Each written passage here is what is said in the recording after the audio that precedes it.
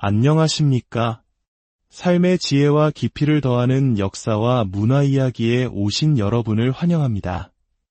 혹시 건강한 교회라는 말을 들으면 어떤 모습이 떠오르시나요? 아마 많은 분들이 수많은 사람들이 모여 웅장한 찬양을 부르는 모습, 혹은 최신식 건물과 잘 짜인 프로그램을 상상하실지도 모르겠습니다.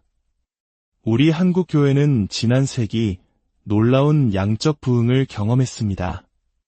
세계가 주목할 만큼 뜨거운 열정과 헌신으로 가득했죠.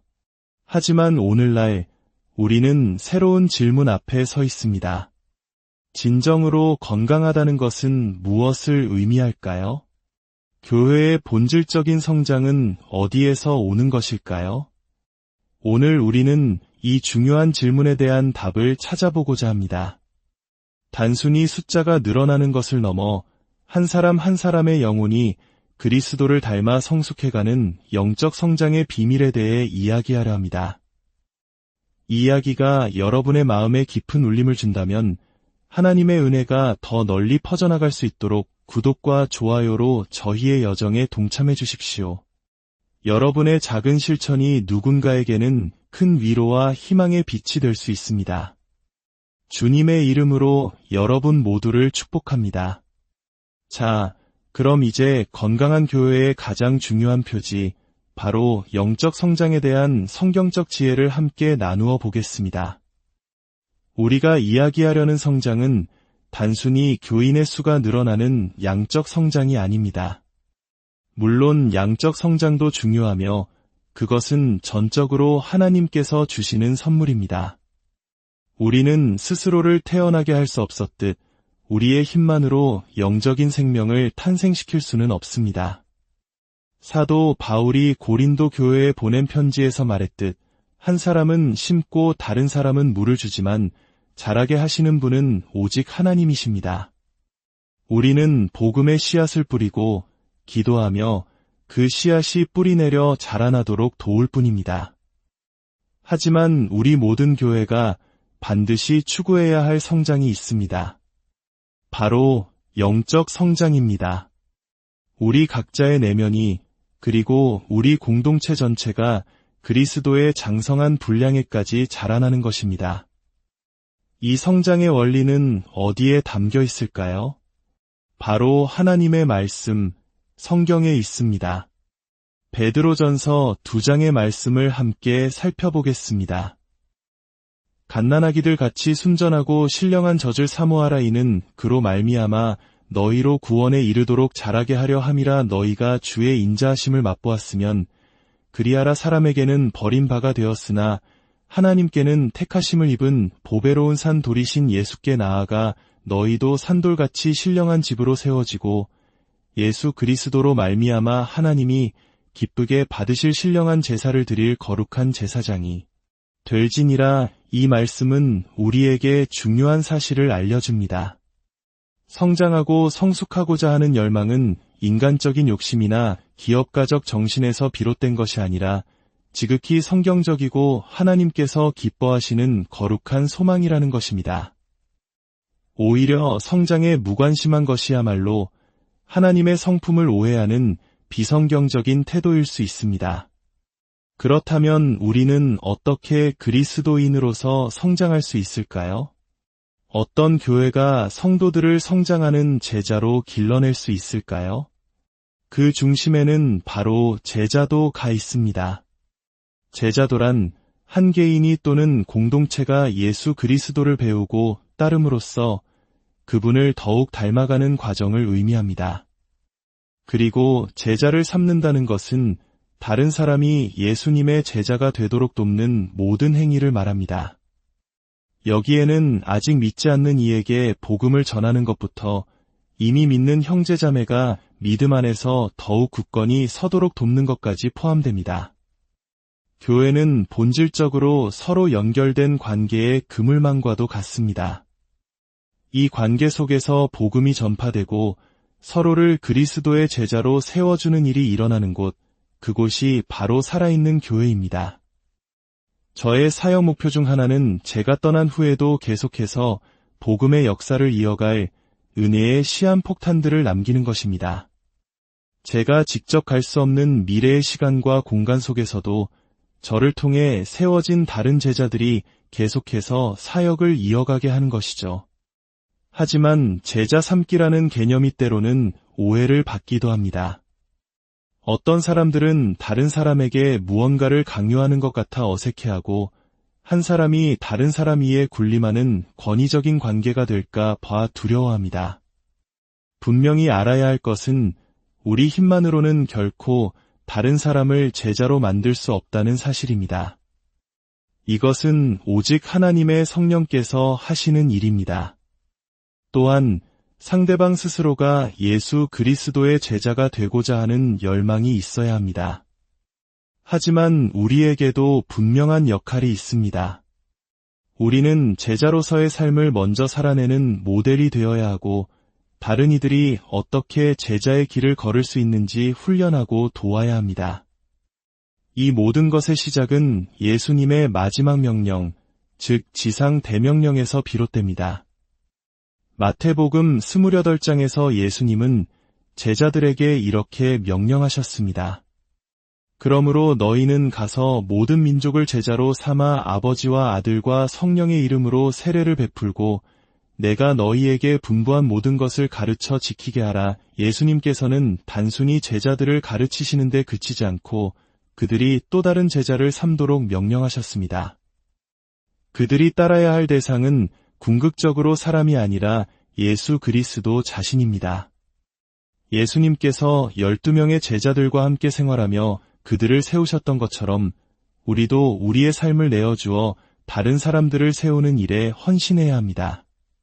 당시 로마 제국의 거대한 권력이나 화려한 학문과 비교하면 예수님의 방식은 참으로 미미해 보였을 것입니다. 하지만 예수님은 천국이 겨자씨와 같다고 가르치셨습니다. 모든 씨보다 작은 것이지만 자라나면 어떤 풀보다도 커져서 나무가 되고 공중의 새들이 와서 그 가지에 깃들게 됩니다. 우리는 오늘이나 내일이 아닌 영원의 관점에서 살아가도록 부름받은 사람들입니다. 지상 대명령에서 예수님은 제자 삼는 과정이 구체적으로 무엇을 포함하는지 알려주십니다.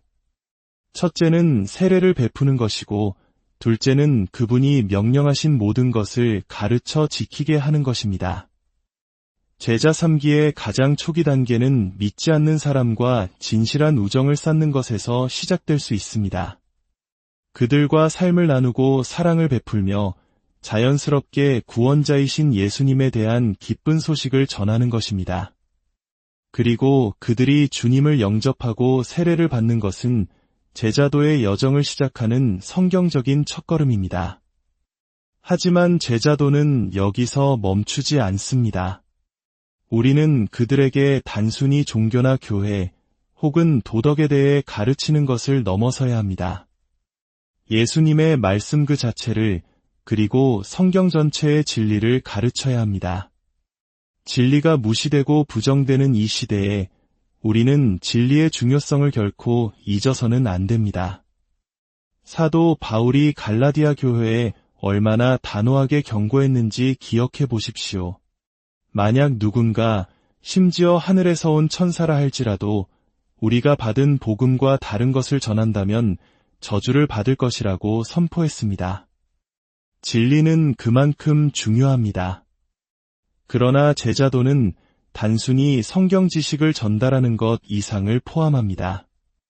예수님은 내가 너희에게 명령한 모든 것을 가르치라고 하지 않으시고 가르쳐 지키게 하라고 말씀하셨습니다.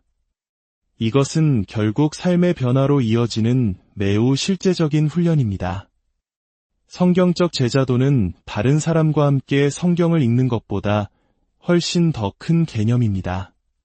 다른 사람들 앞에서 그리스도인의 삶을 살아내는 것, 바로 이것이 제자도의 가장 기본적인 모델입니다.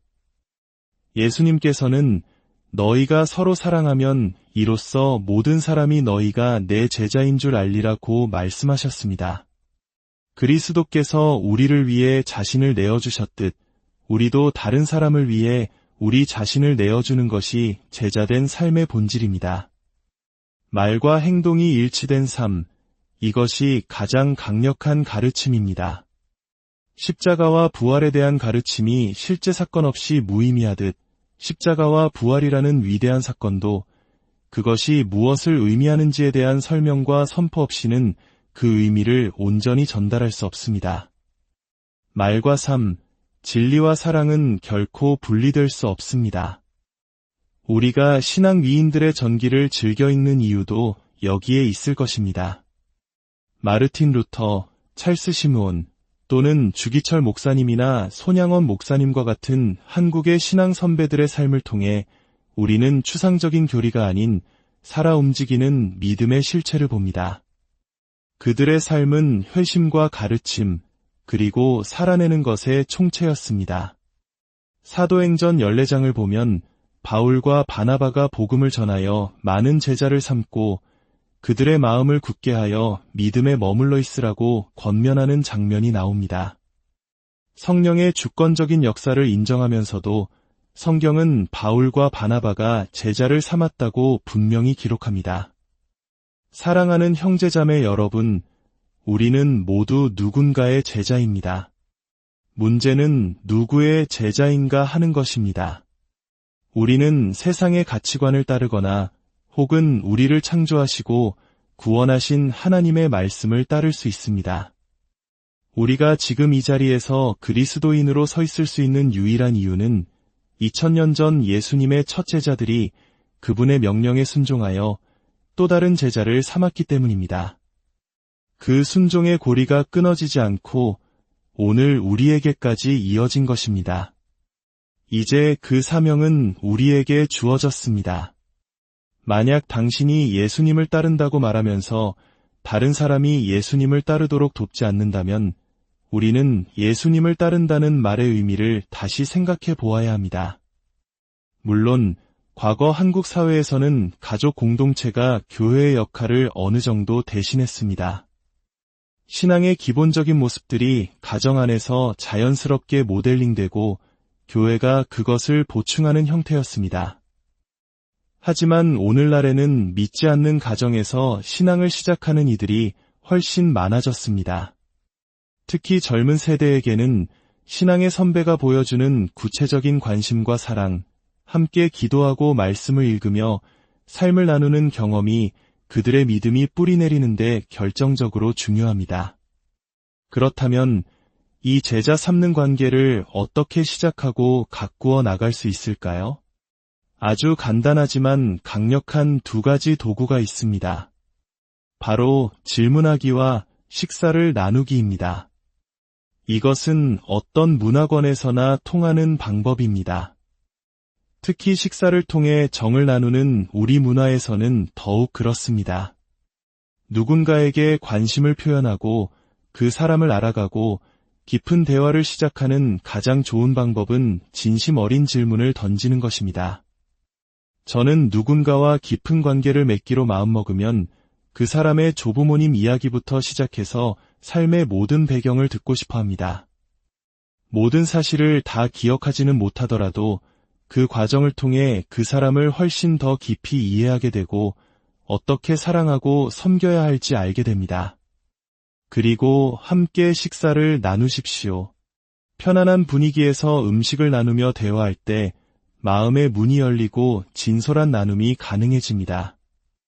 또한 우리는 제자 삼는 관계에서 나는 당신의 제자 훈련을 하고 있습니다라고 굳이 말할 필요는 없습니다. 때로는 그저 함께 시간을 보내고 싶다는 말이 훨씬 더 자연스럽고 효과적일 수 있습니다. 중요한 것은 용어가 아니라 그 관계 속에 담긴 진실한 사랑과 의도적인 관심입니다. 상대방이 사랑받고 있으며 소중히 여겨지고 있다는 것을 느끼게 하는 것, 그것이 핵심입니다.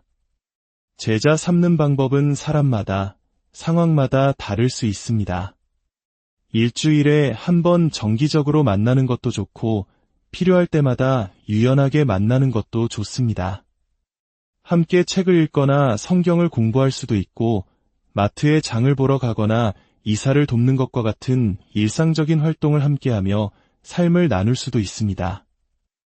중요한 것은 의미 있는 관계가 자라날 수 있을 만큼 충분한 시간을 함께 보내는 것입니다. 예수님께서 학교를 세우지 않으시고 제자들과 함께 생활하셨다는 것을 기억하십시오. 이러한 관계를 통해 우리는 무엇을 가르치고 나누어야 할까요?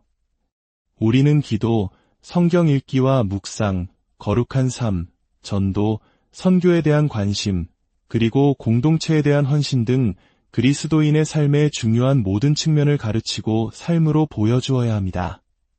무엇보다 그들이 하나님과 개인적인 관계를 맺도록 도와야 합니다. 우리는 함께 기도함으로써 어떻게 기도하는지를 가르칠 수 있습니다.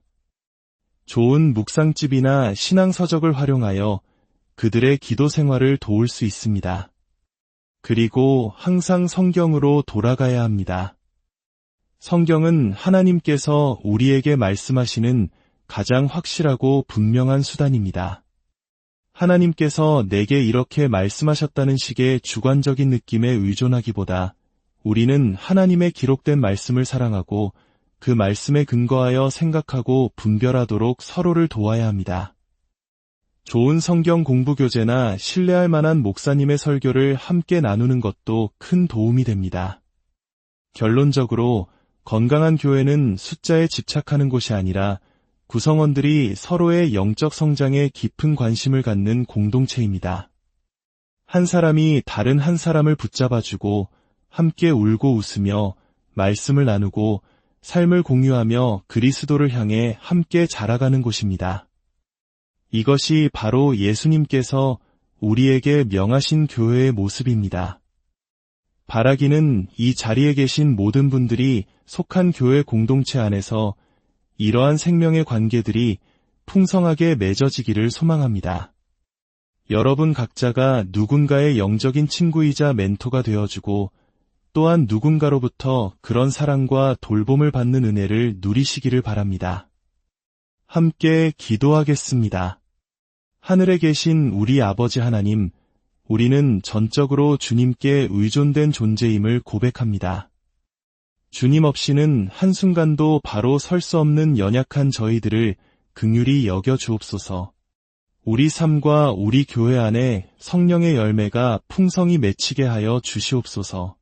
주님께서 우리를 사랑하신 것 같이 우리도 서로 사랑하게 하시고 그 사랑 안에서 서로를 돌보며 영적인 성숙을 향해 함께 나아가게 하옵소서.